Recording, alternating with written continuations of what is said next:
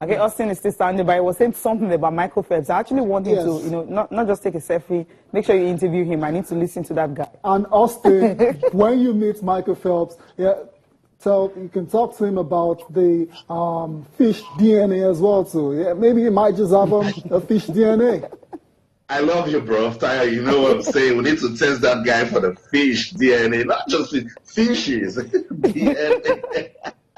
I don't know, because it's so phenomenal. That guy is outstanding. Everyone is talking about Michael Phelps. They're gradually seeing Michael Phelps as the Olympics itself, because he just loves it at the Olympics. Whenever he's here, he just want to go the extra mile, break records, do the unthinkable, and at the moment, he's unstoppable. Yeah, well, I'm yet to meet Michael Phelps, but I've met Julius Yego, guys. He's rooting strongly for Kenya, and he says he loves Nigeria. And he might just do it again at the Olympics. He's in good form. And I like what Kenya they're doing now. They say, they think we're just maybe on long-distance races. And then from nowhere, they gave us Julius. And that's how they'll keep getting better. And that's what I'm saying. Nigeria, we need to start looking at ways we can consolidate on what Sherika has done. We can consolidate on the swimmers. We can consolidate on other sports so that we can have variety, so that there won't be pressure on just one sport, which is football. Yeah, I just wish the Tokyo 2020 we're going to have close to 5, 6, 7 swimmers there, and not just the ones that will get the wild card, because these ones had to go because they got the wild card. Austin, maybe we should leave you to go and take a nap, or you still want to stay to the end of the program? Oh, well, you will stay. Okay, you know what? Let's listen. Ben is going to join us later on the program. Of course, he's going to talk to you. And for now, we'll listen to Jonathan Akinyemi actually talking about his disappointment not making it past the preliminary stage in canoe and slalom.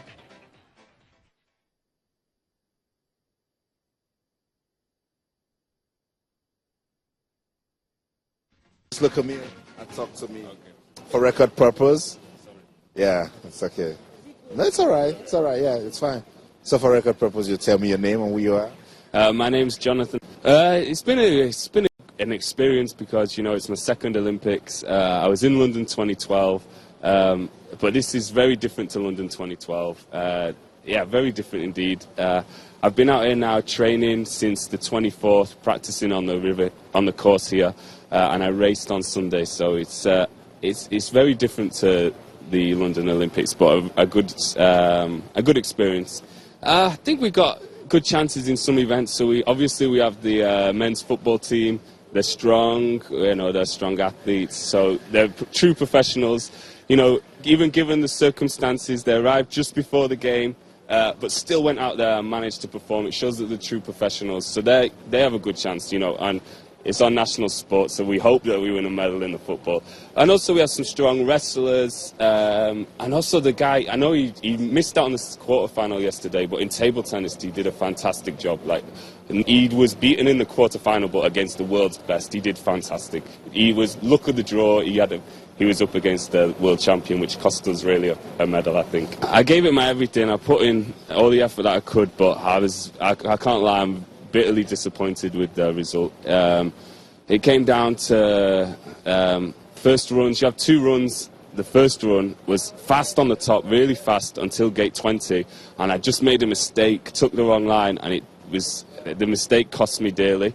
And then because of that, I knew second run, everything counted on the second run, and that was unfortunately the pressure got to me, and I rushed the run, and made mistakes here, mistakes there, so the time was slow. So the second run was not good enough. The first one, because of the pressure, because I knew the first one I'd made a big mistake. So it was quick enough on the top. Until gate 20, it was quick enough. The mistake cost me the place in the semi-final.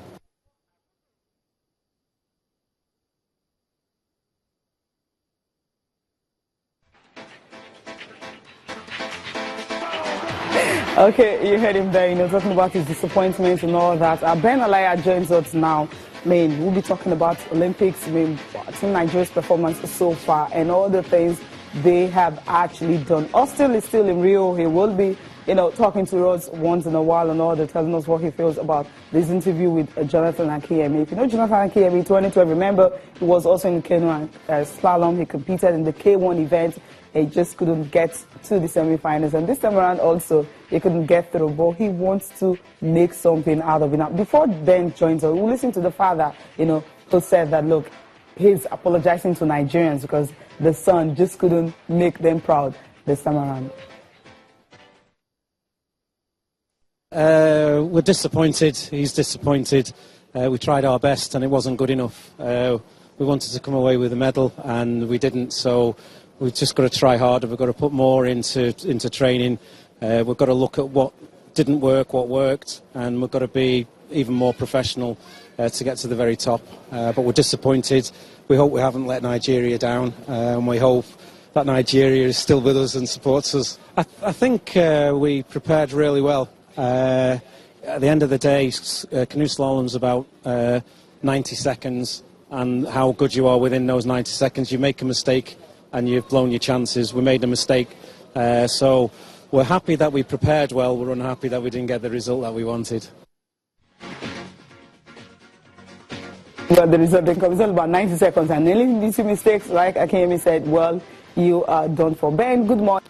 Long time. Good morning. Yes, you know, since the burial of Big Boss, Stephen Okechukwu, and then a lot of other things had happened in between. And so the Olympics are here, and it's been tough time for some of us who are close to these heroes that died, from Shuaibu Amadu to Stephen Keshi. It's been difficult to manage, but God has been faithful. Yeah, thank God. But thank you for coming. Now, Olympics has not been a good story for all of them, men. Okay, fine, the football team as usual, they're in the quarterfinals. Swimming, we're out. I mean, canoeing, slalom, we're out. Which other one? Table tennis, singles, we don't have any athletes anymore. But the team's event is starting today. You have expectations for Team Nigeria, right? I know you do. I have expectations. Very high. We watched the basketball team last night. They did so well against the European champions, Spain, and they didn't win, but I was encouraged. And I think that they can still make it. I heard Austin saying it's not too positive that they can go all the way, but this team is good. And we miss a couple of Al-Farouk, Aminu, and Co. Those two players and the other guy, the two of them we missed because of insurance issues. It really affected the team. I mean, these are fantastic players that should have added pep to that team. Going to the dream team, I heard on a radio program this morning that the team had already missed one training, a training session. And they are threatening, yeah, they said they've not been paid their full dues. And I heard his voice. This is a talking point I think we should take very seriously. Because twice it has happened while I was media officer of the national team, at the Confederations Cup in Brazil, and at the World Cup also in Brazil. And it's happening again. What is wrong with us as a people? I mean, the football management. If there should be a budget. If the budget is not approved, if we don't have the money, CSI is saying he cannot guarantee that we'll play against Denmark tomorrow. I heard it on a radio program. I heard his voice. And so it gets me really, really worried. Yeah, the strike is real. He said they've already missed one training session. The boys are refusing to train. Nigeria should be, the football authorities should be called to question. The sports minister, yes, luckily for us, is in Rio. She also be called to question. You know, when you're talking about football authorities, this is the Olympics. I mean, Olympics is all about the NOC and the sport. I know it's all about the NOC, but somehow the sports ministry seems to be in charge of this one. And of course, there was a press release coming from the sports ministry. The sport ministry is not in charge. The Nigerian Olympic Committee is in charge. Okay. Led by Alhaji Abu Gumel. Okay. They said they have cleared all the outstanding allowance fully of the team. But the team is saying what they have cleared was why they are playing now. Okay. What is outstanding before the competition started had not been cleared. And if they don't clear it, because they know the attitude of the ordinary football administrator, if they don't clear it, after the games, it's likely never again to be paid. I said it also this morning in a program that, look, as we speak, there are 3 outstanding allowances even for late Stephen Keshi. The game against Sudan, the game against South Africa, and the game against Ethiopia. And the man is dead. Let's come back to let's talk. Let's say it as it is. I understand. I understand what you're saying, but I just don't want to deviate now. We'll go back to that much later now. I want to talk to Austin right there in Brazil. I don't know if he has met some of the players. I mean, what's happened? Austin, you didn't tell us this. Austin is smiling away. I mean, we heard about it everywhere. We felt it was all rumor. You know, some people just writing stories because it wasn't confirmed. Now, tell me, what's happening right there? Still at the team at the moment, they are they're based at El Salvador. I'm in Rio.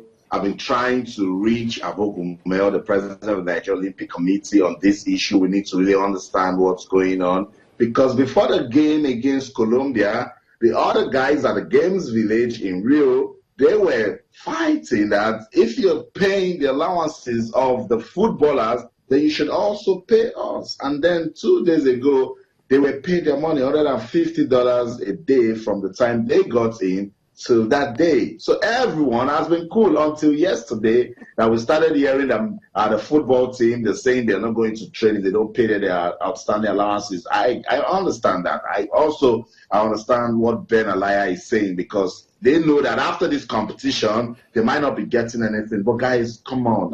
When this news came out, yes, we're still trying to reach the minister. I hear he's coming back to Rio, but I don't think that's likely, because he might just stay back or go to El Salvador for that crucial game against Denmark. Coach Samson Siasia, yes, to be confirmed, was on radio this morning and saying that some of the players were lackadaisical during training, some weren't interested and all that. No confirmation from Brazil yet. No one has spoken to us here in Brazil, so we don't know. I know that news started from Nigeria, so we're not just going to start saying things that are not certain.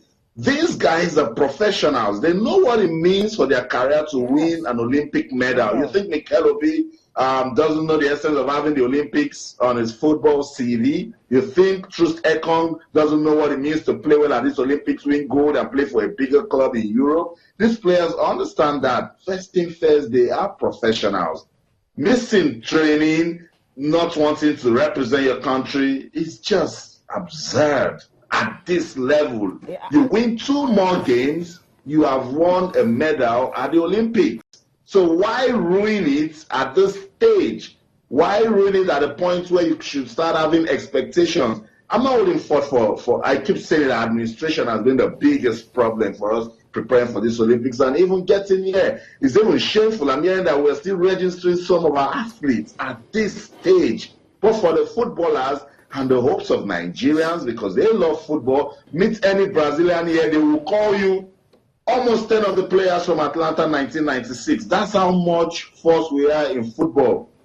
And I've looked at this team. They have that quality to go all the way. Why are they doing this? Why are we hearing about this now? This is just cheap distractions, Cecilia Tayo, Ben Alaya, that they can avoid. Yes, we know the problems. And thankfully, this one is not even an NFF issue. So NFF is just folding their hands and they're watching. It's NOC and the Ministry of Sports. So the leadership of sports in Nigeria, they need to get up. This is bad publicity, particularly for a team that is playing in the quarterfinals. It's disheartening. It is, because I'm pained. You know, when Ben Alaya just talked about it, I was like, what's happening? Why do we have to do this all the time? You talked about the Confederations Cup. You talked about 2014. I'm asking myself, why do we always do that? I understand, fine, they need the money. But sometimes, you know, when you know it's all about your career. I mean, I know some stations in Nigeria where, I mean, they don't get paid and everything and all that, and you guys still churn out the papers and everything. We've seen it everywhere. Would you say, okay, because my boss hasn't paid me for them, I'm not going to churn out the paper or something? But I feel the same thing happens to football. I mean, if you guys are in Rio and you've been able to, you know, weather the storm, especially in Atlanta, how stranded they were, and being able to come winning the first game against Japan and everything, and now you have a crucial one against Denmark, and this is happening, I don't think this is actually right. That's my own opinion. It might not be right. As we speak today is August 12th. Yes. The day they're playing tomorrow. The day Samuel Sochukwu Okwaraji died on the pitch at the National Stadium. What have been done to his family? What have we done? I mean, these players, I'm not saying that what they are doing is right, but they deserve their dues. Yeah, we know that. And so if a budget has been planned for the team, like Austin did say, the money that was meant for the Olympic team, I mean, has been approved, and I think it's with the sports ministry and, of course, by extension, the Nigerian Olympic Committee. I think they should be given that due so that they will have a rest of mind. This is what is going to happen. You know what? When we play against Denmark tomorrow and we lose. It's going to be, I mean, we're already preparing our minds. Yeah, I'll come to you much later. Let's just go for a short break now.